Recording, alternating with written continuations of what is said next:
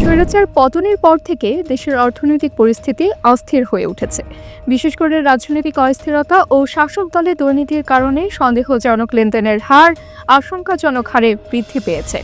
বাংলাদেশের financial intelligence ইউনিটের প্রকাশিত প্রতিবেদনে জানানো হয়েছে, চলতি অর্থ বছরের প্রথম 10.5 মাসে 27,130টি সন্দেহজনক লেনদেনের রিপোর্ট জমা হয়েছে, যা আগের বছরের তুলনায় প্রায় 79% বেশি। প্রতিবেদনে আরও বলা হয়েছে, এই সময়ের মধ্যে সন্দেহজনক লেনদেনের সংখ্যা 2023-24 অর্থ বছরে ছিল 17,345, যা আগের বছর ছিল 14,106। এর মানে চলতি অর্থ বছরের প্রথম 10 মাসেই এই সংখ্যা উল্লেখযোগ্যভাবে বেড়ে গেছে। বাংলাদেশ ব্যাংকের গভর্নর আহসান এইচ মনসুর বলেন, আওয়ামী লীগ শাসন আমলে দেশ থেকে 18 থেকে 20 বিলিয়ন ডলার অর্থ পাচার হয়েছে। এই অর্থের মধ্যে একজন ব্যক্তি 350টি বাড়ি কিনেছেন।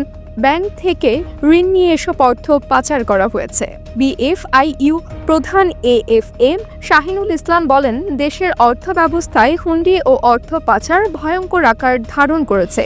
এই প্রবণতা দেশের অর্থনৈতিক স্থিতিশীলতা ও লেনদেনের ভারসাম্যকে ক্ষতিগ্রস্ত করছে।